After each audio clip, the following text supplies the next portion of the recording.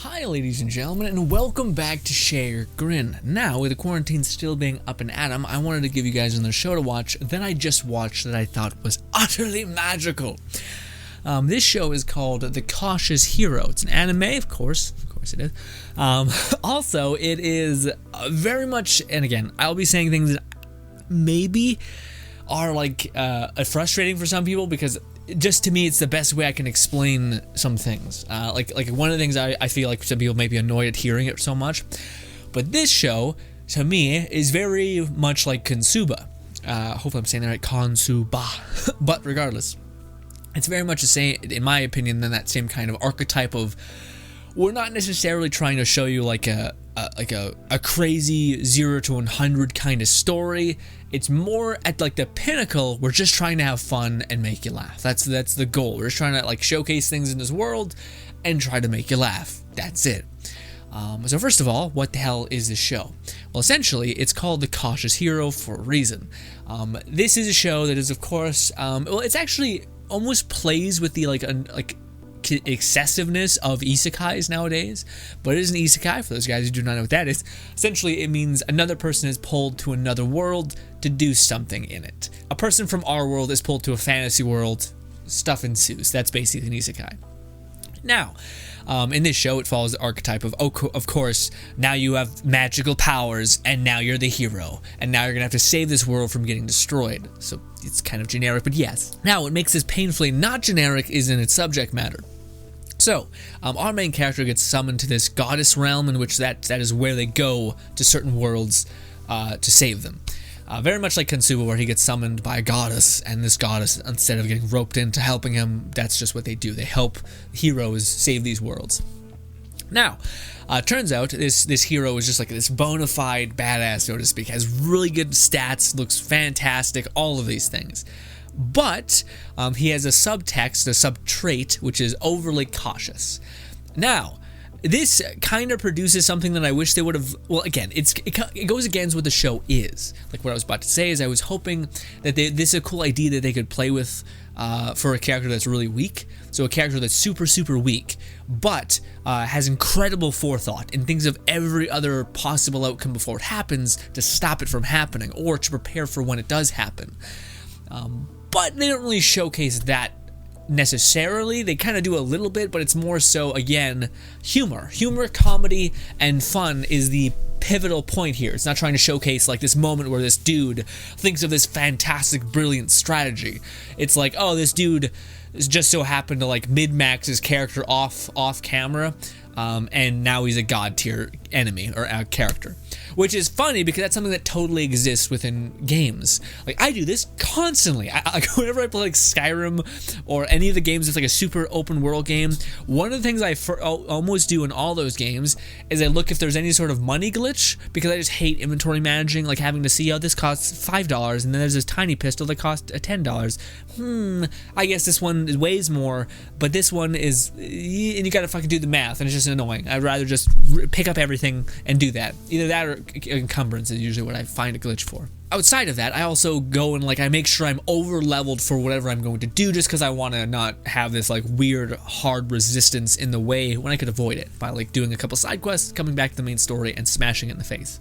So yeah, that is something that totally exists, and this is represented perfectly in a weird way, not in like a game way, but more of like a this world's rules kind of way. Like there's this realm which moves slower than the world that they're trying to save. So the cautious hero will always come back to that realm, regroup, retrain, all this shit.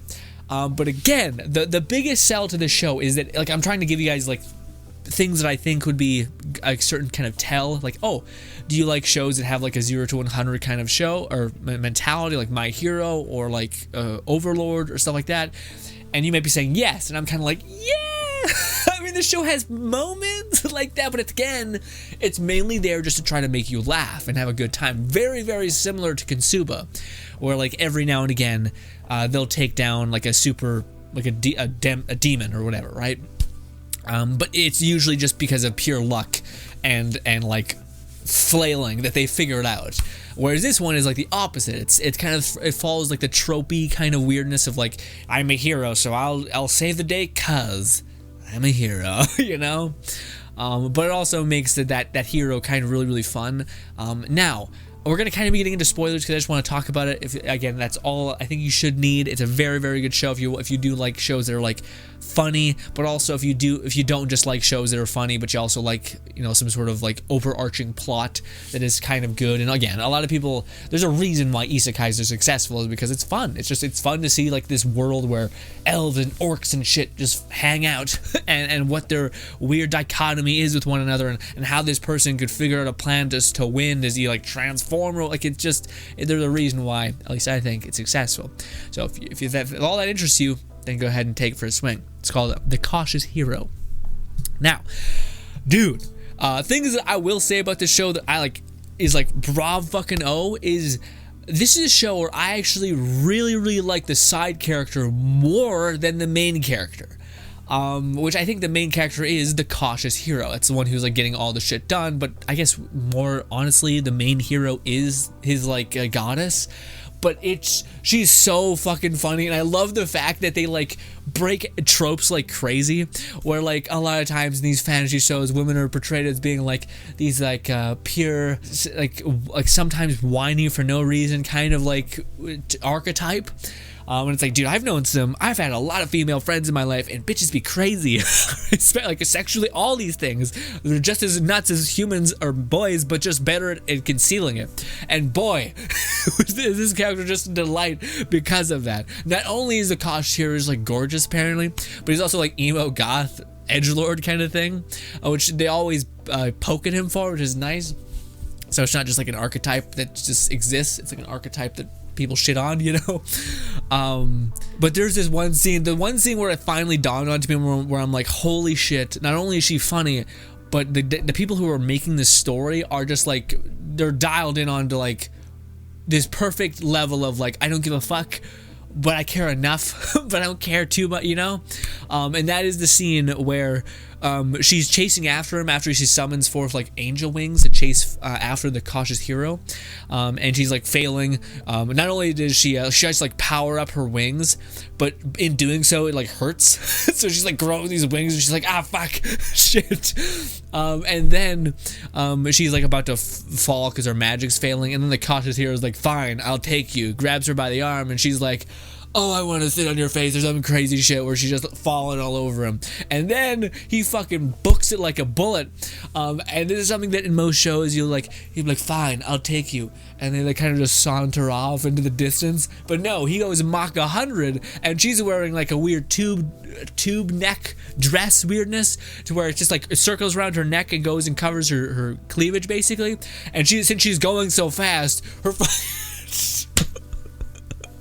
her shit just starts flying out, and I'm like, that is so, I burst out laughing because that's not really funny, that's so realistic, but also good. Fuck that like weird trope nonsense. And that is probably what a lot of the show is I could totally see the designer or the person who made the story being like, my goal is I've read a lot of these isekais. I honestly enjoy them probably because there are some like homages to just like things that happen in most isekais, but I want to fuck with tropes. I want to fuck with like subverting the tropes entirely. Like what if we have this like goddess, but is the most ungodly goddess that could have ever existed? Cool, but let's still make her endearing, and like she's not just like the opposite, you know. That's something that I feel like a lot of things fail at. It's like it's one thing to go against the trope, but it's another thing to go against the trope but still win over the audience with that trope not being the same, you know what I mean? Like it's kind of just like, oh well, little did you know, the hero was actually the villain the whole time. Yeah, now you piece of shit, you love the wrong character, die, you know? It's like, well, then I just feel unhappy and sad when I got to the end of it. But if you're like Overlord, you're like, well, what if the hero is not even a hero and really he's just surrounded with kind of psychos? But not only that, what if he doesn't really have he doesn't have an attachment to his emotions anymore? Okay, so then can't really be blamed too hard on the things that he's doing poorly. Not only that, but what if you show his internal relationships with everyone, making it so that you don't feel like he's just an unsensitive monster, but instead he just has values that are different than everyone else's. And you're like, oh, I'm rooting for this guy. He's the bad guy. I know. It's bad. It's probably not great, but still, Ainz is great. And this show is very, very, very similar. But I will say that's something that is kind of like a weak note, is that the cautious hero It's probably by design.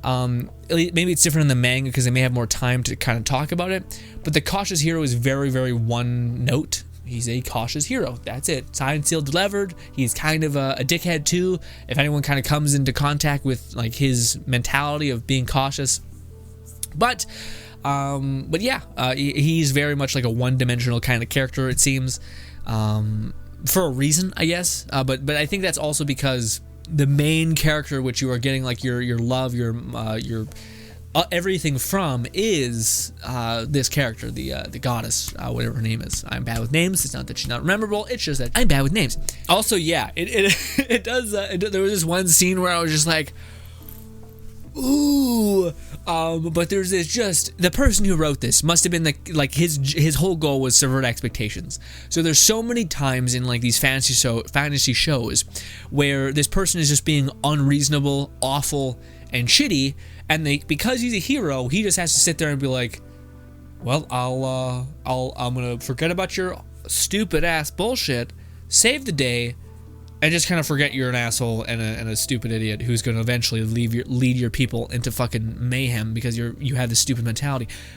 Okay, I'll save the day and let this fucking parasite fester, I guess, and then you go about your business. But there was a scene where there's this girl who has such a skewed perception of like a hero, as well as she's just like the worst fucking idea for a leader that has like all of this bullshit about like what it means to be this, and that like yeah, like you're all the things that you believe will get your people killed easily. For what? Honor? You fucking psycho. Like, what are you talking about? There's demons and you're gonna have everyone's dead. You're nuts. And you're next. And then the cautious hero just fucking straight up, because she's getting really like it's insulted by him because she's like a princess or something. So then she goes to slap him, and usually it would be like the hero gets slapped and he's just like, whatever, and then it moves on. But no, this character blocks her slap and then just reflex smacks her, and it's so brutal, and it's only okay because everyone around him reacts like, what the fuck is happening? But also there's that fucked up part in your mind where it's like, yeah, this person's going to get everybody killed. The worst thing is, there's a far more worse things than a slap. That sounds like I'm condoning horribleness. That's not the case. I'm just saying, like, contextually, if this person is going to lead her people to die, it's an endless and a life ending. Life, family, kids, without a father, mother, all dead, gone. A slap in the face. Not okay, but probably not the worst in this instance specifically. But that scene to me, I was just like, fuck yeah, dude. You could finally. It's like there's so many moments in fantasy shows where you're like, what a dumb asshole, and then this guy's like, no, you're a dumb asshole, and smacks, and it's like, okay, rough, but still solid payoff, you know? I'm not sure if I'm making sense if you haven't seen the show. This is very much in the spoiler realms kind of thing, except not really. It's just highlighting like funny moments that exist, which I don't think will be taken away if you like reacted to me reacting to that. I think it'll still be lovely and hilarious. Now, with that being said, love all those funny parts. I think, again, this is the idea that it subverts expectations in this really goofy way. I love to pieces. But I will say the one thing that felt really kind of odd is when they kind of derailed from doing what the show really did well. Like, it's again, the show seemed to be doing a really good job about like subverting expectations, as well as it just kind of like having fun, going place to place, this to that, boom boom, and just having the hero kind of keep training and doing this weird kind of gimmick thing over and over again. And that to me is what, like, I think the value of Konosuba is, and then Konosuba season 2, where they basically do the same thing. Like they take what you love about the format of the show, and they keep doing it, and then they like just slightly tweak it. They add a new character in that could be fun. They still have you having the same cast of just funny people, and you can't wait to see what kind of trouble they get in next. But this show kind of takes a different approach, where it's like, okay, well, now we need to basically, in the last like 3 or 4 episodes, wrap this up, and it kind of feels weird. Almost, I wish it would have rather just kept going. Like, just again, like there's so many shows that I don't feel like, you know, it's almost like the shows that have a grudge against like shows that don't wrap things up and they just go on forever, like a Pokemon or a Dragon Ball Z, where they don't like conclude things and like tidy things up. Those people oftentimes, those creators oftentimes have the best format for just doing that a little bit longer. You know what I mean? Or like those shows, I would be fine getting another 2 seasons of just kind of seeing these characters in different places and seeing what they kind of got up to and their relationship kind of slightly evolve throughout that. I'd be satisfied with that. We don't need to get to the end so quickly, but then again, maybe that's the why you love the show so much, is because the designer didn't put any fluff. It's just what he thought was perfect. It's straight to the point, and then just to get to the next thing. So he's trying to cut time so that there's just the meat, no fat, which some fat could be good every now and again, especially in a steak and whatnot. Anyways, but yeah, the last 3 episodes to me kind of felt just off from the whole show. The final 3 episodes almost felt like, oh, now this is like a serious isekai kind of things. Okay, now with that being said, with that criticism being thrown out there, I still love the show, and I think it's very, very good, the ending of it. I like, well, it's kind of hard to explain, but basically how do I say it? I don't want this to come across as me not liking the ending, nor not liking the final 3 episodes. I just felt like tonally it definitely shifted. And that was the other thing that's a bit of a negative, is that I'm not sure if it was just me, but I think a lot of people seen that coming, where it's like the cautious hero was clearly a hero that was summoned twice, even though they didn't tell us that could happen, just because the weird like subliminal things where she was talking to him and she's like, oh, I recognize you, and I didn't expect that like the woman, the goddess, was his former lover who basically had his child, or yeah, kind of there. I did not expect that. So that was a pretty interesting kind of like, oh, well, hot damn, okay, so she is like, yeah, and I guess that makes some sense why she is so like gung-ho, although I think he's just supposedly an attractive emo kid. And the ending specifically was kind of hilarious, where it almost felt like the characters were alive, and then the person who was writing the story was also like alive and separate, and they were like at odds with one another, where it's just like, I'm gonna save you, I'm gonna break the rules to heal you. He heals you after he like makes the ultimate sacrifice, as an isekai does, as a hero plot does. But then it's just like, but wait, I'm not dead. You have to use it again. It's almost like the writer was just like, no, he dies. Back off. You can't try to save him. What is this? Dies for a second time in the same manner. It's just very much like, nope, again. And you're as a viewer, you're like, okay, I guess. It does, again, I wouldn't say, like, because they didn't do that to us the whole show, so I didn't really feel like, my heart didn't break, or I didn't feel, like, emotional at this point, because, again, it did feel awkward, like, I was still in the, like, weird transition period, where I'm like, oh, we're getting serious now. Okay, so when he was dying and around them, and basically like, alright guys, thanks, you're all great, and then dies. The scene was, like, nice, as like kind of a representation for like, yeah, he's kind of a dickhead, but he still made the ultimate sacrifice, so he's still damn well a hero and all these things. I didn't feel any emotional like wretchedness to that. I will say though, I'm happy the way they're taking it, whereas again it kind of shows the goddess being hella depressed after you lose someone that you love, especially someone that was supposed to hold your baby and all these weird things, and like you had a relationship and all of that, and you had like a redo, and then you fucked up the redo kind of thing. So yeah, ending a bit weird, but it was fine. Again, I don't think it took away from the whole show. I think I still am very, very excited for the season 2, which I did look into it. I might even title this "What About Season 2?" For the Cautious Hero, but I did look into it. Probably should have put this at the beginning. Forgive me. It is like tremendously successful, and it also what was it? One of the articles I did read was saying that expect it 2021, because the studio that works on it is currently working on something else. But it is an incredibly successful show, which is very, very rare that those don't get made season 2s of. Which is nice, because yeah, I'm happy that the show was successful, which therefore means the odds of getting a season 2 are very, very high, as well as they have a shit ton of source material to actually go off of, I believe, if I'm not mistaken. But yeah, so there's plenty of space for the story to keep going. Now let's talk about season 2, because I want to talk about that for a little bit as well. I am kind of worried for season 2. Why? Because I really, really, really dislike the idea in storytelling when like the reader or a character that the reader is reading about knows something that the other characters don't, which to me is shitty. Like, I think there's going to be so many moments in season 2 where she still knows that like this is her lover from another life, but not only that, but this lover also still loves her in this current weird goddess life thing as well. There's still that like hard love bond there, but that the main character isn't gonna know anything like that, because every time you get pulled into this thing, you forget. Yes, there's a chance that maybe he reignites his like understanding for her, but I guarantee that's gonna probably be the goof in season 2, which honestly is a similar goof to season 1, where like she's just kind of like he's a hunk, and he's just like crazy girl, this crazy chick, whatever.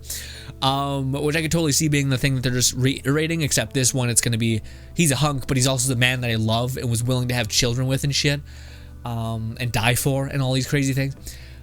And he knows nothing. He's gonna side block me all the time, call me trash, and I'm just gonna be like, well, he's the man I love anyways. It sucks. Moving forward. So yeah, I don't know.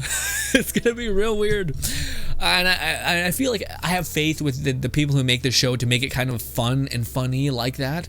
Whereas in other shows, it oftentimes feels like, oh man, like you're just face palming because you know that these people should be together, and you're just like, come on, why? Okay, you just called her a shitty name. Great. Now you're having to watch this train wreck unfold because like you don't realize how badly that hurt her because of the previous information that we have, and it's just a fucking mess. But yeah. I don't know. I'm pretty amped. I like the show a lot. Again, it's up there for like, if you just want to watch something that is just pure happiness, like it's just joy, fun, love, kindness, very much like Konosuba, where it's like I don't want to have to feel like some shit happened, you know. Like sometimes when you watch certain shows, you're like, God, I feel like you took a piece of me, and I gotta go. I need a minute for it to come back, you know. Or even just shows that are like, they're fun, but they kind of get a bit dark. Like Overlord, it kind of has a pretty good balance to not being too fucky, you know, too dark, but still pretty dark. But this show is just pure, blissful love, happiness, joy. It's not trying to kick your ass. It's just trying to have a fun time and make you laugh, and poke some fun at the tropes that exist within this genre, which I think is lovely.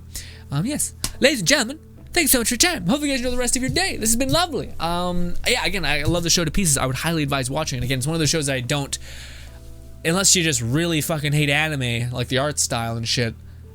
I don't know what to tell you. Oh, also the art style is so magical, dude. The art style is just madness. Like when she gets a bag put on her face, it like suctions to her face. It looks disgusting. And when she's like angry or disgusted, her face contorts in this horrible way. Whew. Good shit. Good show. Definitely watch it. Ladies and gentlemen, thank you so much for your time. Let me know if there's any anime that you want me to watch and suggest that are just like this, that are just fun, blissful ignorance. A lot of you guys told me to watch that one with these 2 or 3 younger weird girls that are like drawn by a person that made DBZ or some shit, where it's like this, she punches someone and then a nuke goes off and they're like grade schoolers, but shit's happening. She's doing suplexes or with cops and dogs and deer and shit. Yeah, I want to watch it. I gotta watch that one too. Anyways, I mean, I'm making sense. There's a subscribe button over there. There's no stupid videos further that way. Thank you kindly for your time, and goodbye.